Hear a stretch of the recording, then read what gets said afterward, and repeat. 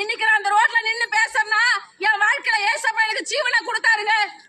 நான் 14 வருஷம் இருக்கு நான் செத்து போயிருந்தா கோமா ஸ்டேஜ்ல இருந்தேங்க. நான் போவாத கோயில் கிடையாது, பார்க்காத டாக்டர் கிடையாதுங்க, செய்யாத மந்திரம் கிடையாதுங்க. ஆனாலும் என்ன மரண படுக்கையில போட்டுச்சு. நான் படுக்கையே போனேன்.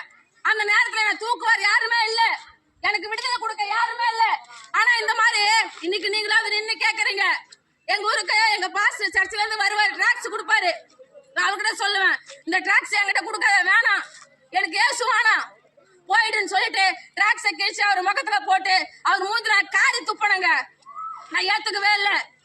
ஒரு நாள் மரண படுக்கையில போன போது கை கால் நின்று ஊந்து போச்சு, கண்ணு நின்று போச்சு. லாஸ்ட் மரணம் அந்த இழுத்து பேச்சுன்னு சொல்லுவாங்க இல்லையா, அப்படிப்பட்ட நிலைமையில நான் போயிட்டேன். அந்த நிலைமையில தான் இயேசுவை பத்தி சொன்னாங்களே. அப்ப நம்ம இயேசுவை கூட்டு பாப்பா, நம்முடைய வாழ்க்கையில அற்புதம் நடக்குமா, நமக்கு ஜீவனை கொடுப்பாரா, நம்மள வாழ வைப்பாரான்னு சொல்லிட்டு அந்த இயேசுவை நான் வாயினால அறிக்கையிடல, உள்ளத்துலதான் கூட்டேன். அவர் உண்மையான தேவங்க, வானத்தையும் பூமியை உண்டாக்கின கர்த்தர் அவர் ஒருவரே, உங்களையும் என்னையும் படைத்தவர் அவர் ஒருவரே. அவரால் மட்டும்தான் நம்மளை வாழ வைக்க முடியும், அவரால் மட்டும்தான் நமக்கு ஜீவனை கொடுக்க முடியும். அந்த நேரத்துல உள்ளத்துல மாத்திரம் நினைச்சுங்க. எங்க வீட்டுல அனுப்ப மாட்டேன், நாங்க சர்ச்சுக்கு போக கூடாதுன்னு சொன்னாங்க. இல்ல, மரண படுக்கையில இருந்த போது இன்னைக்கு நான் பேசுறது உங்களுக்கு கேலி கிண்டலா கூட இருக்கலாம், வேணாம். ஏசப்பா உங்களை நேசிக்கிறாரு.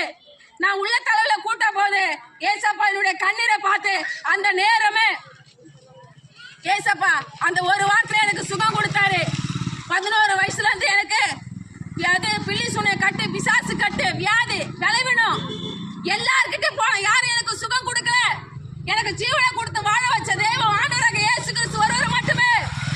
இன்னைக்கு கேட்கிறாரு உங்களை பார்த்து, மகனே மகளே, வியாதியா இருக்கிறியா, கவலையா இருக்கிறியா, கடன் பிரச்சனை இருக்கிறியா, உன் குடும்பத்துல சமாதானம் இல்லையா, என்னால படிக்க முடியலன்னு சொல்லி கவலைப்படுறியா, ஏசப்பா சொல்றாரு, வா என்னிடத்துல வா மகனே, நான் உனக்காக தான் அடிக்கப்பட்ட, உனக்காக தான் இந்த பூமிக்கு வந்த. ஏசப்பா சொல்றாரு, என்ன இல்லாமல் ஒருவனும் பிதாவிடத்தில் வரான், நானே வழியும் சத்தியமும் ஜீவனுமா இருக்கிறேன், அவர் இல்லாம நம்ம பரலோகம் போக முடியாது. நம்மள வாழ வைக்கிற தெய்வம் இயேசு மட்டும்தாங்க, அவரால் மட்டும்தாங்க நம்ம வாழ வைக்க முடியும். எல்லாரும் ஏசாப்பாக்கு உங்க உள்ளத்துல இடம் கொடுங்க, உங்களை வாழ வைப்பாரு, உங்களை ஆசீர்வதிப்பாரு. இப்ப நடக்கிற காலம் கடைசி காலம், பஞ்சங்கள், கொள்ளை நோய்கள், சிலிண்டர் பஞ்சம், பெட்ரோல் பஞ்சம், இன்னைக்குதான் தெரியும், செய்தியில